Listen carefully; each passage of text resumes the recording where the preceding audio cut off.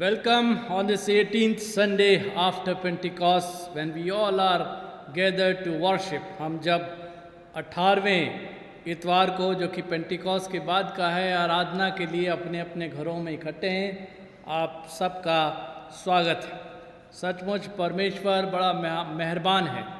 उसने हम सब पर अपनी मेहरबानी से, अपनी दया से ये जीवन दिया है और हम सब आज तक जीवित और सुरक्षित हैं। इसके लिए हम परमेश्वर की प्रशंसा करते हैं, धन्यवाद देते हैं, उसकी स्तुति करते हैं।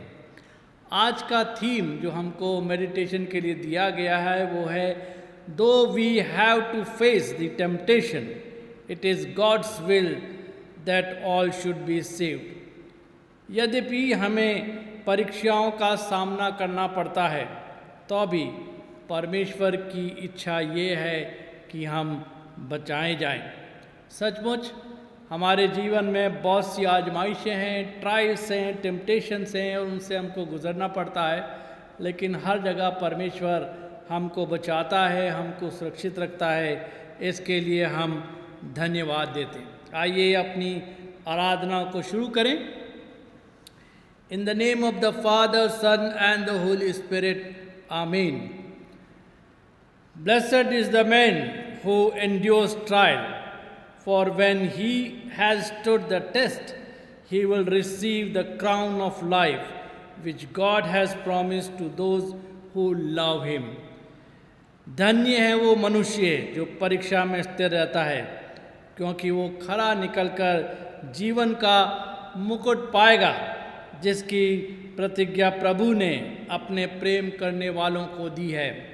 सचमुच परमेश्वर हमसे प्रेम रखता है और हमारी परीक्षा के अंदर अगुवाई और रक्षा करता है, जिसमें हम सब खरे निकलते हैं। And then we will get the reward as God had promises. आइए इस समय मिलकर गीत गाएंगे। हम सब मिलकर परमेश्वर की स्तुति करेंगे। प्रभु महान विचारों कार्य तेरे। सचमुच हम परमेश्वर की महानता को देखेंगे, गाएंगे, प्रशंसा करेंगे। How great thou art.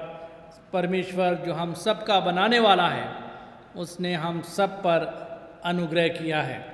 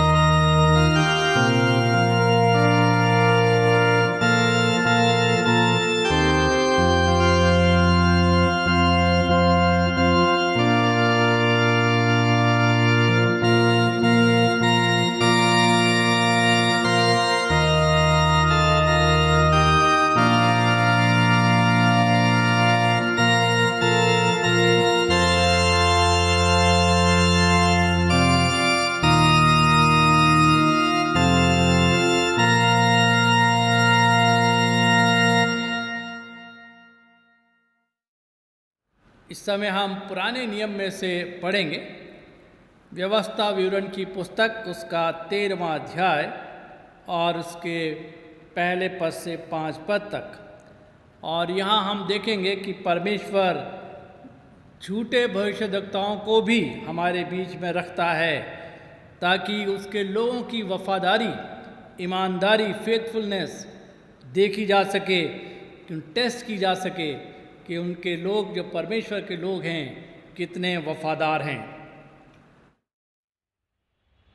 आज का पहला वचन दिया गया है व्यवस्था विवरण उसका 13वां अध्याय 1 पद से लेके 5 पद तक। यदि तेरे बीच कोई भविष्यवक्ता स्वप्न देखने वाले प्रकट होकर तुझे कोई चिन्ह या चमत्कार दिखाए और जिस चिन्ह या चमत्कार को प्राण ठहराकर वो तुझसे कहे आओ हम पराये देवताओं के अनुयायी होकर जिनसे तुम अब तक अनजान रहे उसकी पूजा करें, तब तुम उस भविष्यवक्ता या स्वप्न देखने वालों के वचन पर कभी कान ना धरना, क्योंकि तुम्हारा परमेश्वर यहोवा तुम्हारी परीक्षा लेगा, जिससे ये जान ले कि ये मुझसे और अपने सारे मन और अपने सारे प्राण के साथ प्रेम रखते हैं या नहीं। तुम अपने परमेश्वर यहोवा के पीछे चलना और उसका भय मानना और उसकी आज्ञाओं पर चलना और उसके वचन मानना और उसकी सेवा करना और उसी से लिपट रहना। और ऐसा भविष्यवक्ता या स्वप्न देखने वाला जो तुमको तुम्हारे उस परमेश्वर यहोवा से फेर के जिससे तुमको मिस्र से निकाला और दासवत के घर से छुड़ाया है, तेरे उसी परमेश्वर यहोवा के मार्ग से बहकाने की बात कहने वाला ठहरेगा। इस कारण वो मार डाला जाए। इस रीति से तू अपने बीच में ऐसी बुराई को दूर कर देना। ये परमेश्वर का वचन है। आइए इस समय नए नियम में से पढ़ेंगे कुरिन्थियों का पहला खत और उसका 8वां अध्याय उसके पहले पद से आखिर तक। 1 Corinthians chapter 8 beginning from first verse. पौलुस यहाँ पर हम सबको चेतावनी देता है कि हमारी आज़ादी जो विश्वास के अंदर है वो कहीं दूसरों के लिए ठोकर का कारण ना बने। इसलिए हमको ध्यान रखना चाहिए कि जब हम विश्वास के अंदर मजबूत हैं तो हमारे विश्वास की मजबूती दूसरों के लिए ठोकर का कारण ना बने। The reading has been taken from 1 Corinthians chapter 8. In your letter, you asked me about food offered to idols. All of us know something about this subject, but knowledge makes us proud of ourselves, while love makes us helpful to others. In fact, people who think they know so much don't know anything at all, but God has no doubts about who loves Him. Even though food is offered to idols, we know that none of the idols in this world are alive. After all, there is only one God. Many things in heaven and on earth are called gods and lords, but none of them are really gods or lords. We have only one God, and He is the Father. He created everything, and we live for Him. Jesus Christ is our only Lord. Everything was made by Him, and by Him life was given to us. Not everyone knows these things.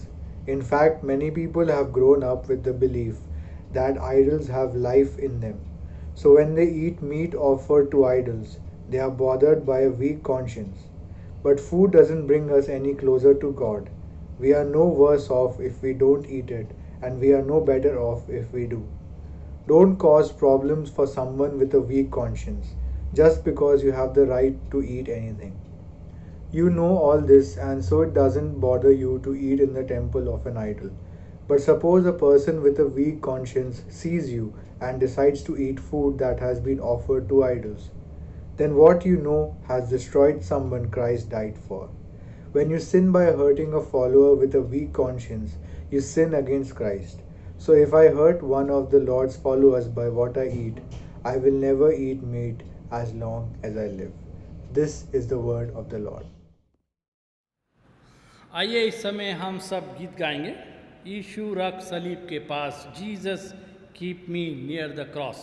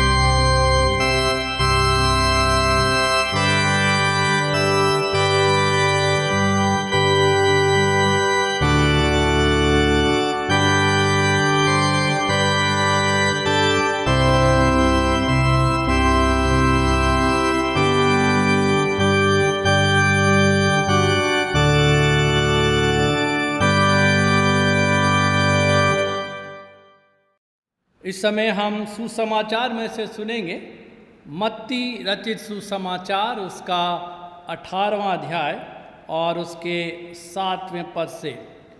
Gospel according to saint Matthew 18th chapter beginning from 7th verse. हम चाहें तो खड़े हो सकते हैं, we can stand if you like, so we can read the gospel. आज का gospel का पाठ हमें मिलता है मत्ती रचित सुसमाचार, उसका 18 अध्याय, उसके 7 से लेकर 14 पद तक। Gospel according to saint Matthew chapter 18 verses beginning from 7 to 14। आए यीशु मसीह तेरा जलाल हो। ठोकरों के कारण संसार पर हाय। ठोकरों का लगना अवश्य है, पर हाय उस मनुष्य पर जिसके द्वारा ठोकर लगती है। यदि तेरा हाथ या तेरा पाँव तुझे ठोकर खिलाए तो उसे काट कर फेंक दे। टुंडा या लंगड़ा होकर जीवन में प्रवेश करना तेरे लिए इससे भला है कि 2 हाथ या 2 पाँव रहते हुए तू अनंत आग में डाला जाए। यदि तेरी आँख तुझे ठोकर खिलाए तो उसे निकाल कर फेंक दे। काना होकर जीवन में प्रवेश करना तेरे लिए इससे भला है कि 2 आँख रहते हुए तू नरक की आग में डाला जाए। देखो, तुम इन छोटों में से किसी को तुच्छ न जानना, क्योंकि मैं तुमसे कहता हूँ कि स्वर्ग में उनके दूत मेरे स्वर्गीय पिता का मुँह सदा देखते हैं, क्योंकि मनुष्य का पुत्र खोयुओं को बचाने आया है। तुम क्या सोचते हो, यदि किसी मनुष्य की 100 भेड़ें हों और उसमें से एक भटक जाए तो क्या वह 99 को छोड़कर पहाड़ों पर जाकर उस भटकी हुई को ना ढूंढेगा? और यदि ऐसा हो कि उसे पाए तो मैं तुमसे सच कहता हूँ कि वह उन 99 भेड़ों के लिए जो भटकी नहीं थी इतना आनंद नहीं करेगा जितना कि इस भेड़ के लिए करेगा। ऐसी ही तुम्हारे पिता की जो स्वर्ग में है, यह इच्छा नहीं है कि इन छोटों में से एक भी नष्ट हो। यह प्रभु यीशु ख्रीस्ट की वाणी है। आए खुदावंद यीशु तेरी तारीफ हो।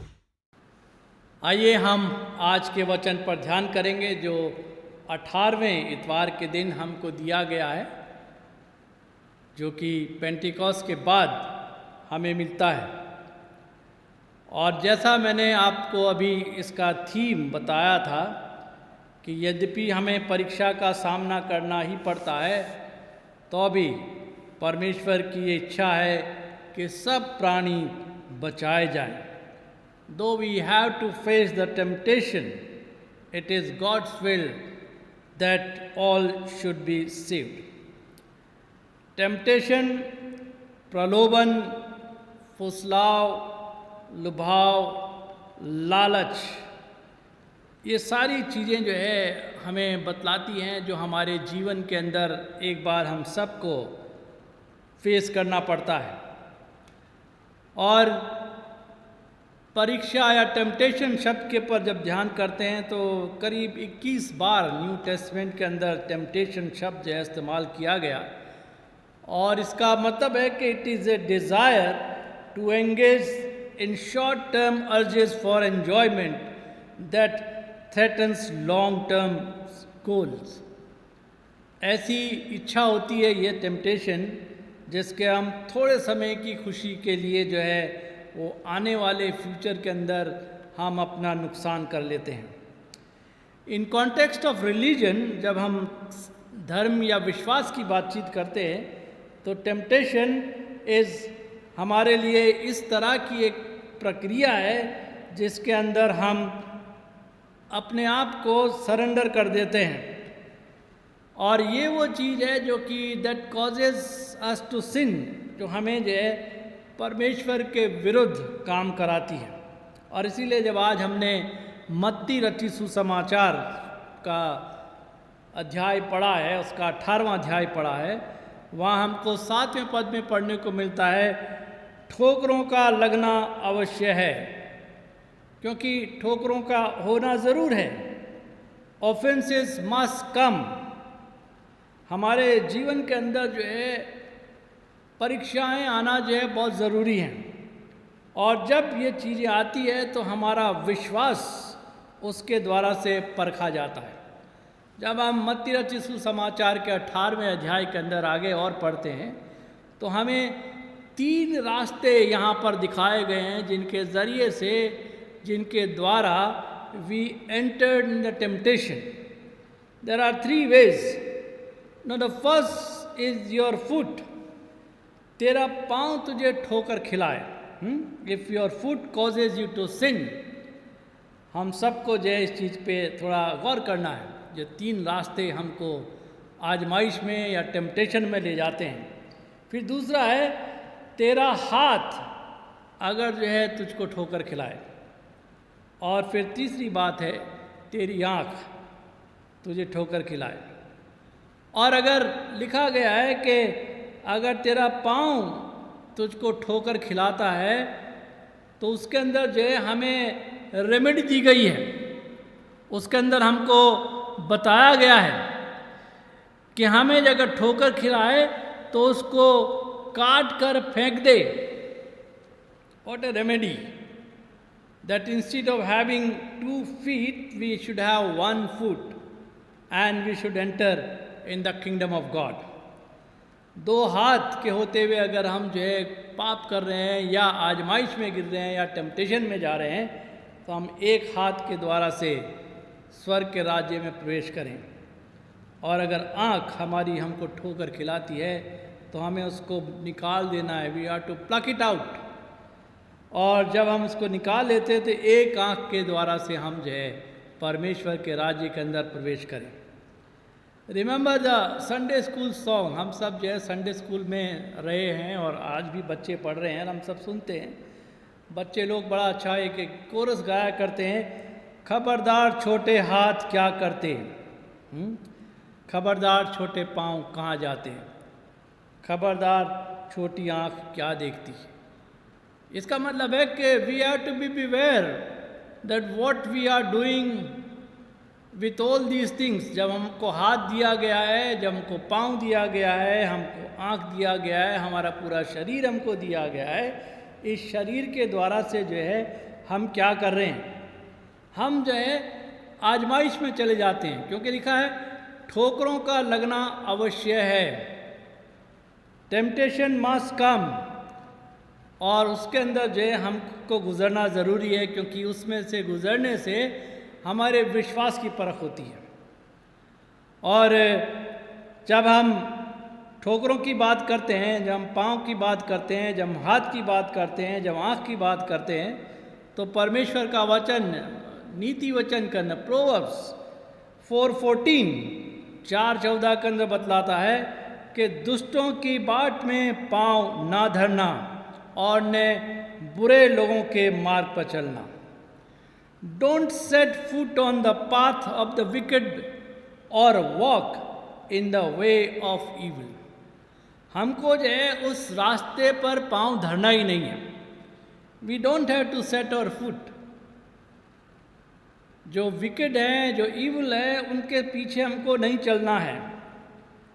और इसीलिए जो है भजन संहिता 1 Psalm 1 verse says, क्या ही धन्य वो पुरुष जो दुष्टों की युक्ति पर नहीं चलता और ना पापियों के मार्ग में खड़ा होता है. He is a blessed because he is not standing with them, he is not walking with them, those who are wicked. अगर नीति वचन का उसका 6वां अध्याय पढ़ते हैं तो वहाँ हमको जो है परमेश्वर 7 बातों के बारे में बातचीत करता है. नीति वचन का लिखने वाला बतलाता है कि परमेश्वर 7 बातों से नफरत करता है. There are 7 things Lord hates. और सबसे पहली जो उसमें बताई जाती है, हमको यह है परमेश्वर के वचन को जब हम पढ़ते हैं तो हमको पता चलता है. तो वहाँ हमको यूँ पढ़ने को मिलता है 18वें पद के अंदर कि बुराई करने को वेग से दौड़ने वाले पाँव, feet that are quick to rush into evil. ऐसे पाँव जो बुराई करने के लिए तेजी से दौड़े जाते हैं. हम रुक नहीं सकते. We just follow. बुराई करने के लिए और बुराई करने के लिए तैयार खड़े रहते हैं. और इसीलिए जो है भजन का लिखने वाला जो है भजन 139 139 भजन के 24वें पद में लिखता है कि देख मुझ में कोई बुरी चाल है कि नहीं. इज देयर एनी इनिक्विटी इन मी, देख मुझ में कोई बुरी चाल है कि नहीं। तो हमारा पाँव जो है हमें डिसाइड करता है कि हम टेम्पटेशन में जा रहे हैं, परीक्षा में जा रहे हैं, आजमाइशों में जा रहे हैं। आजमाइशों का आना जो है वो ज़रूरी है। वी जस्ट रेड इट, उसमें लिखा है कि ठोकरों का लगना जो है वो अवश्य है। परमेश्वर का वचन जो हमको बतलाता है, जब हम परमेश्वर के वचन को पढ़ते हैं तो हमको जो है पढ़ने को मिलता है 7वें पद के अंदर 18वां अध्याय आपका मत्ती रचित सुसमाचार का, और उसके 7वें पद में लिखा गया है कि ठोकरों का लगना अवश्य है, वो ज़रूरी है ना। दूसरी बात जो है हमको बताई गई है वो है हमारे हाथ। 3 रास्ते बताए मैंने, पाँव, हाथ और आँख, जिसके द्वारा से हम टेम्पटेशन के अंदर चले जाते हैं। 134 भजन और उसका दूसरा पद हमको कहता है कि अपने हाथ उठाकर यहोवा को धन्य करो, अपने हाथ उठाकर परमेश्वर यहोवा का धन्यवाद करो। See, when we are lifting our hands, we are praising God, परमेश्वर की जब स्तुति कर रहे हैं, पर प्रशंसा कर रहे हैं परमेश्वर का अपना हाथ उठाकर, तो ये हाथ जो है वो गलत काम नहीं कर सकते। इसीलिए नीति वचन का 6वां अध्याय है, उसका 17वां पद कहता है कि बेगुनाह का खून बहाने वाले हाथ, परमेश्वर 7 चीज़ों से नफरत करता है। I told you just in the beginning. Hands that shed innocent blood, निर्दोष का लहू बहाने वाले हाथ। इन हाथों के द्वारा से हम जो है निर्दोषों के विरुद्ध बहुत कुछ कर देते हैं, और इसीलिए परमेश्वर हमसे घृणा करता है, परमेश्वर नफरत करता है। व्यवस्थावरण किताब को जब पढ़ते हैं उसके 18वें अध्याय में और उसके 10वें पद में हमको पहले से बता दिया गया था, और ये कहा था कि किसी निर्दोष का खून ना बहाना। अगर कोई ऐसा करता है तो क्या कि तुम्हारे बीच में से मार डाला जाए। Why? Because this is the God's will, this is the one of the commandment. जहाँ हम 10 हुक्म पढ़ते हैं वहाँ हमको मालूम है कि हत्या ना करना, व्यभिचार ना करना, चोरी ना करना। हमारे हाथों का इन्वॉल्वमेंट आज भी बहुत से देशों के अंदर जो लोग चोरी करते हैं, हत्या करते हैं, व्यभिचार करते हैं या कोई और ऐसा कार्य करते हैं तो उनको मार दिया जाता है या सजा के तौर पर उनके हाथ काट दिए जाते हैं। और इसीलिए परमेश्वर जो है हम लोगों को बताता है, परमेश्वर का वचन हमसे ये कहता है कि निर्दोष के लहू बहाने वाले हाथ परमेश्वर नफरत करता है। That is leading us into temptation. हमको जो है हमारे हाथ उन परीक्षाओं के अंदर ले जाते हैं। और तीसरी बात है कि आँख, जो मैंने बताया था आपको कि जब हम प्रोवर्ब का 6वां अध्याय पढ़ते हैं, नीति वचन का 6वां अध्याय पढ़ते हैं, तो 17वें उसमें जब पढ़ेंगे तो हमको पढ़ने को मिलता है कि सबसे पहली बात जो परमेश्वर कहता है कि घमंड से चढ़ी हुई आँखें।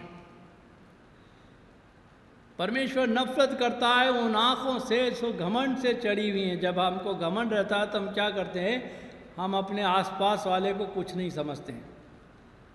हम जो है अपने आप को सबसे उत्तम समझने की कोशिश करते हैं। और इसीलिए भजन 101 के 5वें पद को जब हम पढ़ते हैं तो हमको मिलता है भजन 101 उसका 5 पद कि जिसकी आँखें चढ़ी हो और जिसका मन घमंडी हो उसकी मैं ना सहूँगा। परमेश्वर कहता है कि मन में घमंड हो, आँखें चढ़ी हो, मैं उसको बिल्कुल भी टॉलरेट नहीं करूँगा। I will not tolerate. This is what the Lord is saying and these are the ways that is leading us into temptation. हमको जो 3 रास्ते बताए गए हैं जिससे हम आजमाइश के अंदर जाते हैं। पहला पाँव है, फिर हाथ है, फिर आँख है। शैतान जो है हमको इन अभिलाषाओं के अंदर या इन टेम्पटेशन के अंदर लीड करता ले जाता है, क्योंकि उसका काम है। और इसीलिए जब यमुना का पहला खत उसका 2रा अध्याय के 16वां पद पढ़ते हैं तो वहाँ 3 चीज़ें हमको बताई गई है कि आँखों की अभिलाषा, शरीर की अभिलाषा और जीविका का घमंड। Lust of eyes, lust of flesh and pride of life, these are the 3 things leading us into temptation. हमको जो है आजमाइश में या परीक्षाओं में ले जाती है। और ये चीज़ें हमारे साथ है, इसीलिए बाइबल में लिखा गया है कि ठोकरों का लगना अवश्य है, ज़रूरी है। But you have to be alert. हमको जो है अपने आप को सावधान रखना है। हवा के पास जाकर जो है शैतान क्या कहता है, अच्छा परमेश्वर ने कहा उस फल को मत खाना, अरे अगर तुम उस फल को खाओगे तो तुम्हारी आंखें खुल जाएंगी और तुम परमेश्वर के तुल्य हो जाओगे, परमेश्वर के समान हो जाओगे। Everybody likes to be like God. हर कोई चाहता है कि मैं बड़ा हो जाऊंगा। हवा भी जो शैतान के उस परीक्षा के अंदर आ गई और उसने सोचा कि मेरी आंखें खुल जाएंगी और मैं परमेश्वर के समान हो जाऊंगी, तो उसने जो फल को खा लिया है। ये हमारी आजमाइशें हैं। Everyone like to be big or with authority in power. हम जो है बड़े होना मांगते हैं, पावरफुल होना मांगते हैं, और फिर हम अपनी ज़िंदगी के अंदर गुनाह कर देते हैं। 18वां अध्याय जो आज मत्ती रचित सुसमाचार का है, उसको अगर हम शुरू से पढ़ते पहले पद से, तो हमको वहाँ पढ़ने को मिलता कि disciples are talking with Jesus. चेले जो है प्रभु यीशु मसीह से बातचीत कर रहे हैं, और बातचीत करते हुए जो है चेले कहते, बातचीत के अंदर कहते हैं, यीशु मसीह से पूछते हैं कि परमेश्वर के राज्य में बड़ा कौन है। परमेश्वर के राज्य की चिंता है उनको मालूम है कि हम सब परमेश्वर के राज्य में जाएंगे, लेकिन एक चिंता उनको सता रही कि बड़ा कौन है। शायद वो सोच रहे होंगे हम में से किसी का नाम होगा, क्योंकि हम प्रभु यीशु मसीह के पीछे चल रहे हैं। We will be one of them, कि हम में से कोई ने बड़ा होगा वहाँ पर। तो चेले सोच रहे होंगे कि शायद हम में से किसी का नाम लिया जाएगा कि अब कौन जो है बड़ा होगा। लेकिन प्रभु यीशु मसीह ने पद 6 जब पढ़ते हैं तो वहाँ हमको पढ़ने को मिलता है कि प्रभु यीशु मसीह बताते हैं, वहाँ पर लिखा है दूसरे पद में कि एक बालक को पास बुलाकर उनके बीच में खड़ा किया। एक बच्चे को बुलाया और वो बीच में खड़ा कर जाके, और फिर तीसरे पद में कहा गया, प्रभु यीशु मसीह बातचीत करते हैं, मैं तुमसे सच कहता हूँ, बाकी सब चीज़ें बेकार। कह रहा मैं तुमसे सच कहता हूँ, तुम्हारी जो सोच जो है वो गलत है, मैं तुमको बता रहा हूँ। कहता मैं तुमको सच कहता हूँ। और क्या कहा कि unless you change and become little like little children you will never enter the kingdom of haven.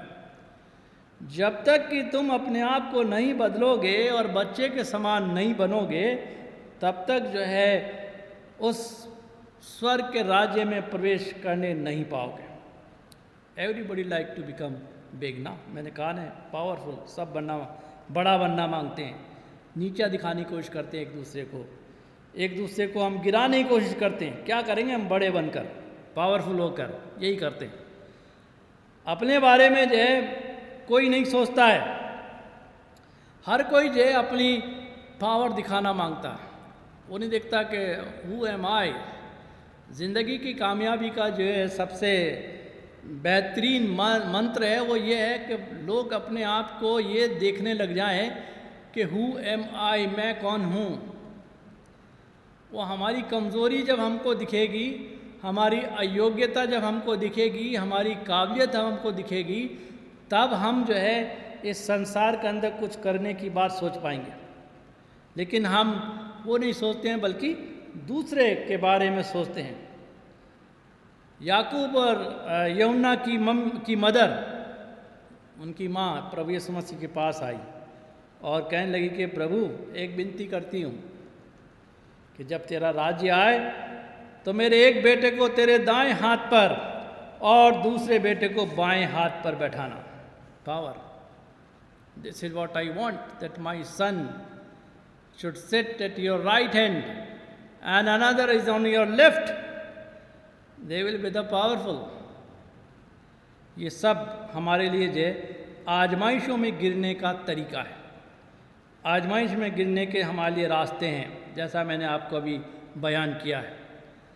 और इसीलिए जब हम चौथा पद पढ़ते हैं, आज मत्ती रचित सुसमाचार के 18वें अध्याय के चौथे पद में लिखा गया है, और वहाँ यूँ कहा गया है कि जो कोई अपने आप को इस बालक के समान छोटा करेगा वो स्वर्ग के राज्य में बड़ा होगा।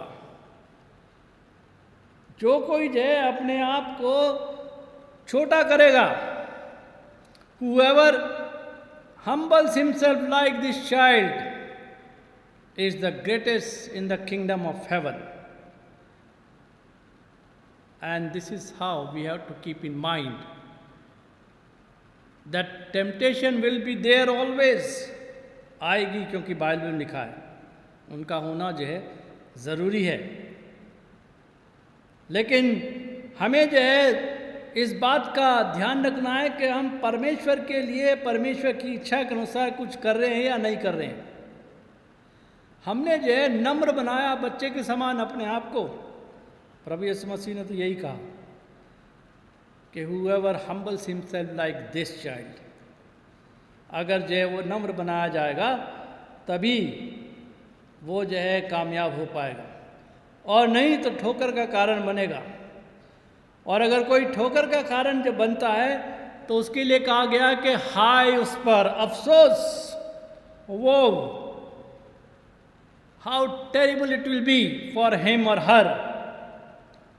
परमेश्वर का वचन जो है हमको यही कहता है कि अगर कोई इन छोटों में से छोटों को ठोकर खिलाता है तो उस पर हाय, उस मनुष्य पर हाय जिसके द्वारा से ठोकर लगती है। We have to keep in mind that in our life कहीं ऐसा तो नहीं कि हमारी ज़िंदगी से किसी को ठोकर लग रही है, कहीं ऐसा तो नहीं है कि हम जो है अपनी ज़िंदगी के द्वार से किसी को ठोकर का कारण बना रहे हैं। और इसलिए 10वां पद कहता है इस 18वें अध्याय का मत्ती रचित सुसमाचार में कि देखो तुम इन छोटों में से किसी को तुच्छ ना जानना। Don't look down one of these little one, इन छोटों को जो है किसी को तुच्छ ना जानना। Take heed that you don't despise one of these little one, तुम जो है इस छोटों को जो है बेकार ना समझो, इस चीज़ का ख्याल रखना। क्यों? बड़ा अच्छा पद लिखा गया उसको, जिसको हम बहुत सी बार अवॉइड कर जाते हैं। और वहाँ यूँ लिखा गया है कि there angels always see the face of my father who is in heaven, उनके स्वर्गदूत हमेशा मेरे पिता का मुंह देखते हैं। किसके स्वर्गदूत? बच्चों के। वाई?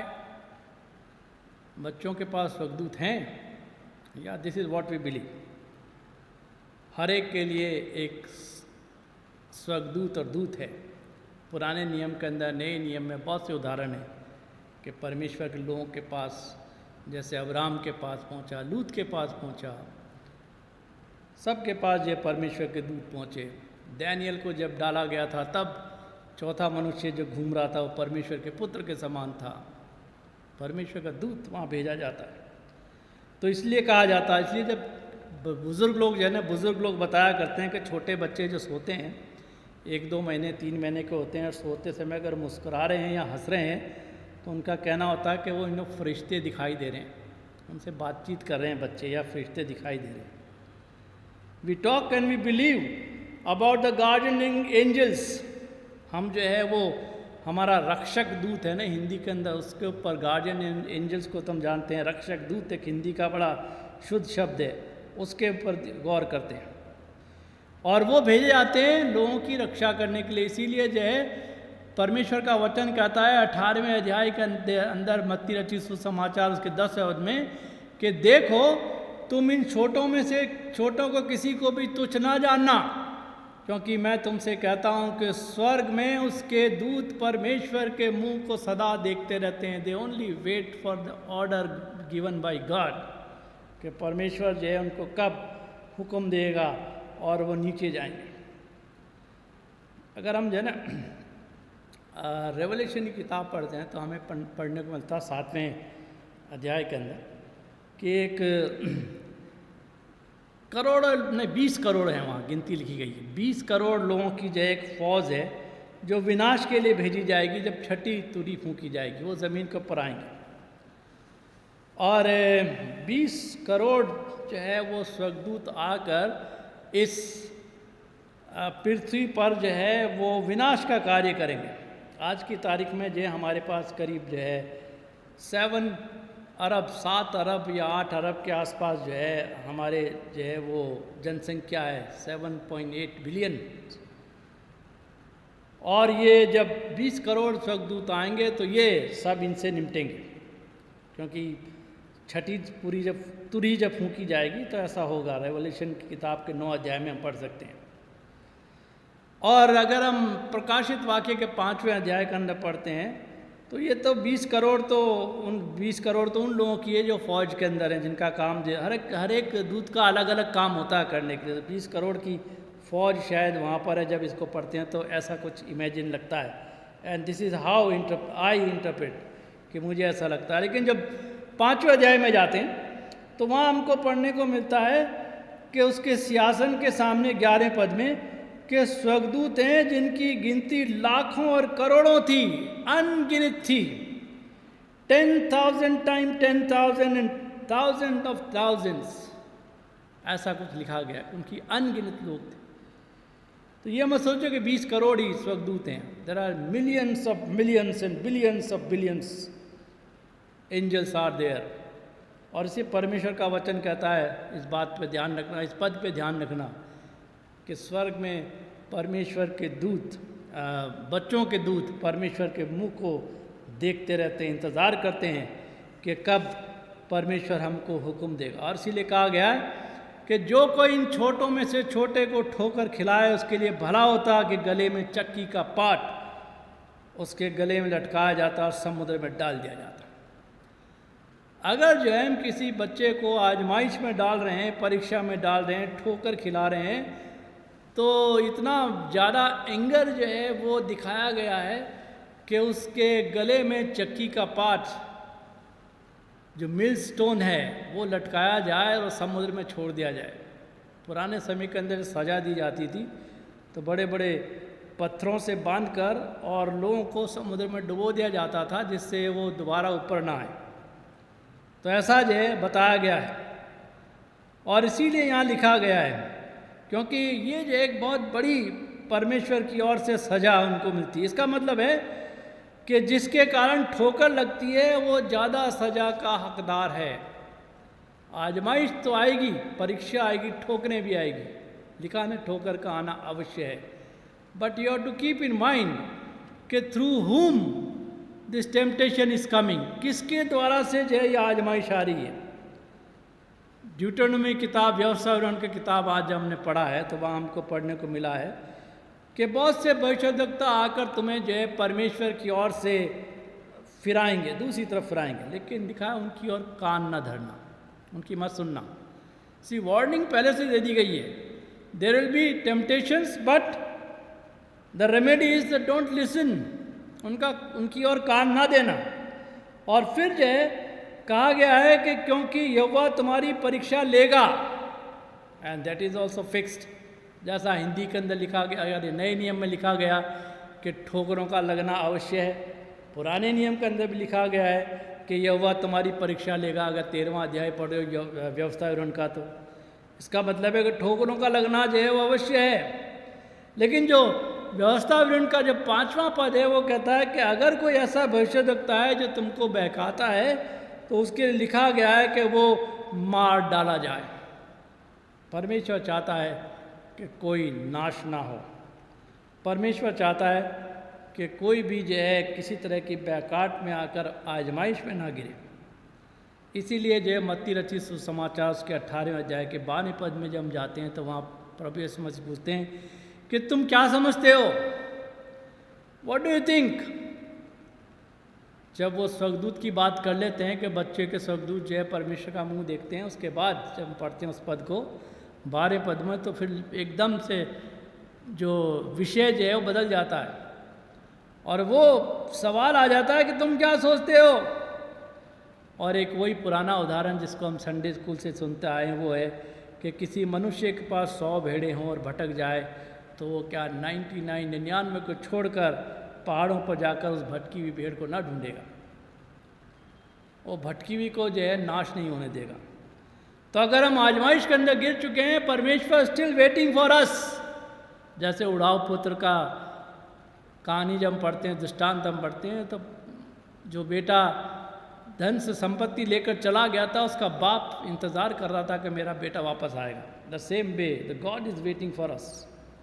उसमें लिखा है कि 99 को छोड़कर एक के पीछे जाएगा, ताकि वो चाहे कोई विनाश ना हो। और फिर जो 14वां पद जो हमको लिखा गया है, 18वां अध्याय मत्ती रचित सुसमाचार का आखिरी पद जो आज में पढ़ा है, उसमें यूँ लिखा गया है कि अगर हम उसको ध्यान से पढ़ते हैं तो लिखा है कि ऐसे ही तुम्हारे पिता की जो स्वर्ग में है, ये इच्छा है कि इन छोटों में से एक भी नाश ना हो।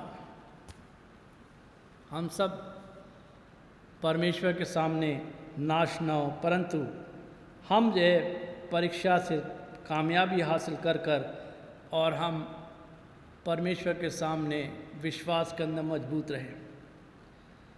पहला कुरिन्थियों उसका 10वां अध्याय उसके 13वें पद में अगर पढ़ते हैं तो हमको वहाँ पढ़ने को मिलता है कि तुम कभी किसी ऐसी परीक्षा में नहीं पड़े जो मनुष्य के सहने से बाहर है, और वो तुम्हें जो है सामर्थ्य से बाहर किसी परीक्षा में पढ़ने ना देगा, वरन परीक्षा के साथ निकास भी करेगा कि तुम सह सको। This is what the love of God, this is how God is going to save अस।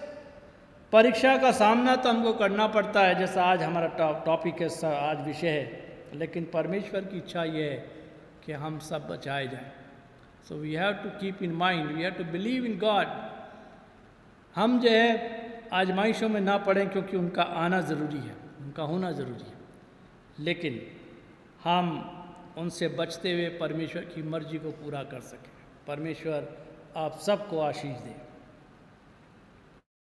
आइए इस समय हम सब खड़े होकर विश्वास वचन जो कि नाइसीन क्रीड है, निकिया का विश्वास वचन है, उसको हम सब मिलकर दोहराएंगे।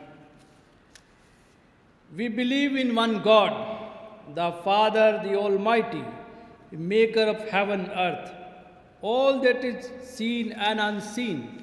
We believe in one Lord Jesus Christ, the only Son of God, eternally begotten of the Father, God from God, light from light, true God from true God, begotten not made, one and being with the Father. Through him all things were made. For us and for our salvation, he came down from heaven by the power of the Holy Spirit. He was born of the Virgin Mary and became man. For our sake he was crucified under Pontius Pilate. He suffered, died, and was buried. On third day he rose again in fulfillment of the scriptures. He ascended into heaven and is seated at the right hand of the Father. He will come again in glory to judge the living and the dead, and his kingdom will have no end. We believe in the Holy Spirit, the Lord, the giver of life, who proceeds from the Father and the Son. With the Father and Son he is worshipped and glorified. He has spoken through the prophets. We believe in one holy Catholic and Apostolic Church. We acknowledge one baptism for the forgiveness of sins. We look for the resurrection of the dead and the life of the world to come. Amen. आइए इस समय हम सब इंटरसेसी prayer में जाएंगे। सिफारशी दुआएं। आइए हम सब इंसानों के लिए दुआ करें और अपनी दुआओं को खुदावंद यीशु मसीह के दाएं सिफारिश के साथ पेश करें। ए आसमानी बाप, हम तुझसे दुआ करते हैं कि सारे जहां में इंसाफ और सुलह कायम हो और हर इंसान बहुतायत से ज़िंदगी पाए। ए रहीम खुदावन, हमारी दुआ सुन। उन सब के लिए जो इस गांव शहर में बसते हैं और उन तमाम बातों को दूर करने के लिए भी जो एक दूसरे में फूट और झगड़े पैदा करती हैं, ताकि हमारे मुल्क में सच्ची एकता और मेल मिलाप की तरक्की हो। रहीम खुदावन, हमारी दुआ सुन। उन सब के लिए जो खेती बाड़ी, उद्योग धंधे या व्यापार में लगे हुए हैं, सब मजदूरों और कारीगरों के लिए और उन सारे लोगों के लिए भी जो हमारी ज़रूरत को पूरा करते हैं। ऐ रहीम खुदावन हमारी दुआ सुन। तमाम उस्तादों, पढ़ने वालों, साइंसदानों, लेखकों, हुनरमंदों और उन सब के लिए भी जो दूसरे लोगों के दिल दिमाग पर असर डालते हैं। ऐ रहीम खुदावन हमारी दुआ सुन। उन सब के लिए जो दुख या तकलीफ़ उठा रहे हैं, बेरोज़गार हैं, गरीब और भूखे हैं, मोहताज या कुचले हुए हैं, जो बीमार या मरने के करीब हैं, और उन सब के लिए भी जो उनकी मदद करते हैं। ऐ रहीम खुदावन हमारी दुआ सुन। उन सब के लिए जिन्हें इस मुल्क और दूसरे मुल्कों में इख्तियार दिया गया, खासकर हमारे राष्ट्रपति, प्रधानमंत्री, इस सूबा के गवर्नर और मुख्यमंत्री, और उन सब के लिए भी जो किसी भी तरह का इख्तियार रखते हैं। ऐ रहीम खुदावन हमारी दुआ सुन। सब मसीह लोगों की एकता और मेल मिलाप के लिए दुनिया में उनके मुनासिब तौर से गवाही देने की खिदमत करने के लिए। ऐ रहीम खुदावन हमारी दुआ सुन। इस मुल्क में तेरी तमाम कलीसियों के लिए, उसकी काउंसलरों और रहनुमाओं के लिए, खासकर हमारे मॉडरेटर, दक्षिण भारत की कलीसियों के मॉडरेटर और मार्तोमा कलीसियों के मेट्रोपॉलिटन, हमारे बिशप और तेरी कलीसियों के तमाम दिग्गज खादिमों के लिए, कि वह अपनी खिदमत को वफादारी से बजा लाएं। ऐ रहीम खुदावन हमारी दुआ सुन। यह बख्श कि तेरे तमाम उन लोगों को साथ जिन्होंने वफादारी से इस दुनिया में तेरी खिदमत की है, हम भी तेरी बादशाहियत की अबदी खुशी में शरीक हों। ऐ रहीम खुदावन हमारी दुआ सुन। ए आसमानी बाप, अपनी बादशाही जल्ला और हमारी इन दुआओं को कबूल फरमा, जो हम तेरे बेटे अपने खुदावन और मुंसिफ यीशु मसीह के नाम के वसीले से पेश करते हैं। आमीन। कलीसिया से संबंधित सूचनाएं हैं। आज की आराधना में आप सबका स्वागत है। जब हम YouTube के द्वारा से अपने घरों में बैठकर मिलकर आराधना करते हैं, हम परमेश्वर को धन्यवाद देते हैं। आने वाले समय में बहुत से लोग हमारे से पता कर रहे हैं, पूछ रहे हैं कि कब हमारा चर्च खुलेगा, और मैं आप लोगों को बताना मांग रहा हूँ कि हम चर्च खोलने में थोड़ा टाइम लगाएंगे, क्योंकि अभी बहुत से इंतज़ाम हमको चर्च के लिए करने हैं इससे पहले कि हम चर्च को खोलें। लेकिन आप सबों को भी तैयार होना चाहिए, क्योंकि मैंने आपको गाइडलाइंस का एक हिस्सा भेजा है, और उसमें जो ज़रूरी बातें हैं वो मुंह पर मास्क लगाना है, हमें डिस्टेंस रखना है, और उसके साथ ही हमको ये भी ध्यान रखना है कि हम प्रॉपरली अपने आप को सैनिटाइज़ कर रहे हैं, और हम गाना नहीं गा सकेंगे। बहुत सी चीज़ों का जो है उसमें वर्णन दिया गया है। उस सब का आप सबों का सहयोग चाहिए जिसमें आप पालन करेंगे।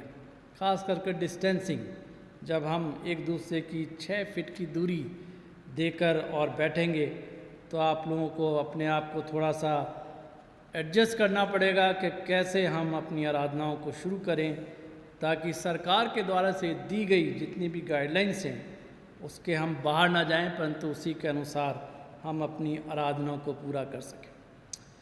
मैं धन्यवाद देता हूं हमारे संडे स्कूल टीचर्स के लिए, जो रेगुलरली सैटरडे के दिन they are taking the Sunday school classes on Zoom. और पेरेंट्स से रिक्वेस्ट करता हूं कि आप लोग अपने संडे स्कूल टीचर्स से कांटेक्ट कीजिए, ताकि आपके बच्चे भी उस क्लास को ज्वाइन कर सकें। हमारी बहनें जो कि WFCS की हैं, अपने प्रेयर ग्रुप के अंदर भी लगातार प्रार्थना कर रही हैं। बुधवार के दिन शाम को 4 बजे, शनिवार के दिन शाम को 3 बजे, और महीने के हर एक दूसरे शुक्रवार को रात को 10 बजे प्रार्थनाएं करती हैं। और आप सभी से मेरी रिक्वेस्ट है कि आप मिसेस सोनिया दास से और मिसेस सविता डेविड से कांटेक्ट कीजिए, ताकि आप लोग भी उनकी प्रार्थनाओं के अंदर सम्मिलित हो सकें। हमारा चर्च जो है थ्रू आउट वीक खुला रहता है, 9 बजे से लेकर और शाम को 5 बजे तक, और बहुत से लोग आकर प्रार्थनाएं करते हैं, और जो कुछ भी अपना प्लेज वगैरह है उसको भी देकर जाते हैं। सैटरडे संडे ख़ास तौर से हमारे ट्रेजर सब यहाँ होंगे। वैसे भी हमने अभी इंतज़ाम किया है कि आप वीकडेज में भी आएंगे तो आपका प्लेज आपको बताया जाएगा, कितना रह गया है, कितना देना है, उसके हिसाब से आप पे कर सकते हैं। और बहुत से लोगों ने पे किया है, and I am really grateful and thankful for those those have given special donation, thanks giving. Church के लिए कोई ख़ास ज़रूरत के लिए पूछ रहे हैं कि आपको ज़रूरत है तो बताइए। हमने उनको होल्ड पे रखा है कि कुछ दिन तक आप रुकिए, जब चर्च खुलेगा तो जिन चीज़ों की आवश्यकता होगी हम आपसे बातचीत करेंगे। तो आपके दिल में भी खुदा अगर डालता है तो आप मुझसे कांटेक्ट कीजिए, ताकि आपका नाम भी हम रख सकें कि आपसे हमें जो है कुछ चीज़ चर्च के लिए डोनेशन के रूप में मिलने वाली है, और हम सब मिलकर परमेश्वर की स्तुति, प्रशंसा और जय जयकार करेंगे।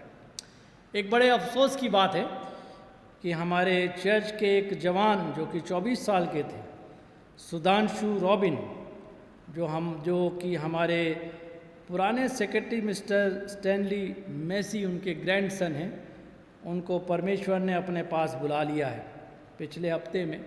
और ये एक बहुत ही ट्रेजिक इंसिडेंट परिवार के अंदर हुई है, तो हम उन परिवार को याद रखेंगे ताकि परमेश्वर उनको शांति और तसल्ली प्रदान करें।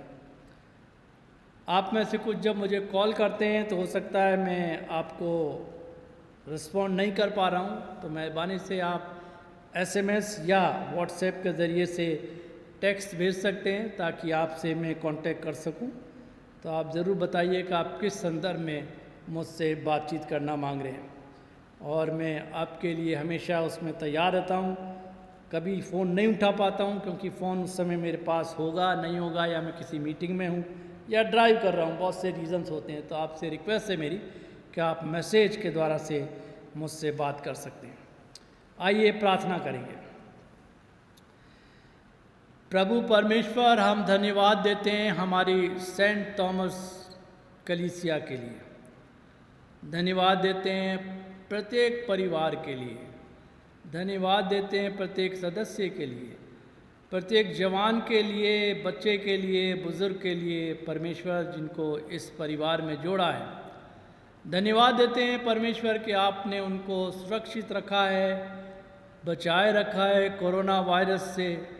हम धन्यवाद देते हैं उनके लिए कि आप सब पर अपना अनुग्रह का हाथ रखें, ख़ास करके बच्चों को और बुज़ुर्गों को आपके पवित्र हाथ में सौंपते हैं। आपसे प्रार्थना करते हैं आप उनको आशीष दीजिए, ताकि परमेश्वर सब लोग सुरक्षित रहकर अपने विश्वास के अंदर मजबूत रह सकें। हम प्रार्थना करते हैं हमारे देश के लिए, इस देश की स्थिति के लिए, शांति के लिए, सद्भाव के लिए। लड़ाई झगड़े जो होते हैं, खून खराबी होती है, इन तमाम बातों के लिए खुदावन कि आप सुलह और शांति स्थापित कीजिए, ताकि सब लोग मिलजुल कर रह सकें, आपके नाम की तारीफ़ और हम कर सकें, जय जयकार कर सकें परमेश्वर, और आप पर विश्वास रख सकें। हम प्रार्थना करते हैं हमारे कलीसिया के बीमारों के लिए, ख़ास तौर से मिसेस शकुंतला प्रसाद के लिए। आप अपना अनुग्रह का हाथ उन पर बढ़ाइए, ताकि बुज़ुर्ग के आलम में वो हिम्मत रख सकें, ईमान रख सकें आप पर, और परमेश्वर अपनी ज़िंदगी आपकी मर्ज़ी के अनुसार पूरा कर सकें। हम प्रार्थना करते हैं हमारे पादरी साहब राजेश आर्थर के लिए, पादरी विशाल पॉल के लिए, पादरी पूनम के लिए। उन सबों पर अपना सामर्थ का हाथ बढ़ाइए, ताकि परमेश्वर वो सभी अपनी अपनी जगह पर जब रहते हैं परमेश्वर आपसे आशीष प्राप्त कर सकें, और जो कुछ भी जिस्मानी कमज़ोरी ने उनको घेरा है उससे वो छुटकारा प्राप्त कर सकें। हम मिसिस बीना सिंह के लिए दुआ करते हैं, जो कि कोरोना पॉजिटिव पाई गई हैं। परमेश्वर उन पर भी अनुग्रह कीजिए, अपना सामर्थ का हाथ बढ़ाइए, जिससे परमेश्वर वो चंगाई को प्राप्त कर सके। हम मिस्टर सुनील दास के लिए प्रार्थना करते हैं, जिनको कि कमर में दर्द है। आप उनके पर अपना हाथ बढ़ाकर उनके तमाम दर्द को दूर कीजिए। हम याद करते हैं उस जवान सुधांशु को, जिनको परमेश्वर अपने पास आपने बुला लिया। उनके परिवार के सब लोगों को वहाँ पर शांति स्थापित कीजिए, परमेश्वर तसल्ली दीजिए, जिससे वो सब लोग आप पर विश्वास रख सकें और जान सकें परमेश्वर के जीवन और मृत्यु आपके हाथ में है, और जितने दिन आपने उसको चाहा था वो इस ज़मीन पर रहे, और परमेश्वर अब वो आपके पास है। हम एक बार फिर प्रार्थना करते हैं हमारे संसार में होने वाली तमाम गड़बड़ी के लिए, ख़ास तौर से नेपाल बॉर्डर के लिए, चाइना बॉर्डर के लिए। हम अज़रबैजान के लिए, जहाँ पर परमेश्वर इस समय लड़ाई चल रही है, उस जगह पर शांति स्थापित कीजिए, जिससे परमेश्वर सभी लोग चैन और शांति के साथ रह सकें और लड़ाई झगड़े से दूर रहकर बातचीत के ज़रिए से फैसले निकाल सकें। एक बार फिर हम सब अपने आप को आपके पवित्र हाथ में सौंप देते हैं और आपसे विनती करते हैं, परमेश्वर आप हम सब पर अपनी आशीष ले लिए। प्रभु यीशु मसीह के नाम से मांग लेते हैं, आमीन। ऐ हमारे बाप, तू जो आसमान पर है, तेरा नाम पाक माना जाए, तेरी बादशाहत आए, तेरी मर्जी जैसे आसमान पे पूरी होती है ज़मीन पर भी हो। हमारे रोज़ की रोटी आज हमें दे, हमारे कसूरों को माफ़ कर कि हम भी अपने कसूरवारों को माफ़ करते हैं। हमें आजमाइश पर न पड़ने दे, बल्कि बुराई से बचा, क्योंकि बादशाहत, कुदरत और जलाल अब तक तेरा है, आमीन। खुदा का इत्मीनान जो समझ से बिल्कुल बाहर है, तुम्हारे दिलों और ख़यालों को खुदा उसके बेटे हमारे खुदा यीशु मसीह की पहचान और मोहब्बत में महफूज रखे, और कादिर मतलब खुदा बाप, बेटे और रूह कुदूस की बरकत तुम पर हो और तुम्हारे साथ हमेशा रहे, आमीन।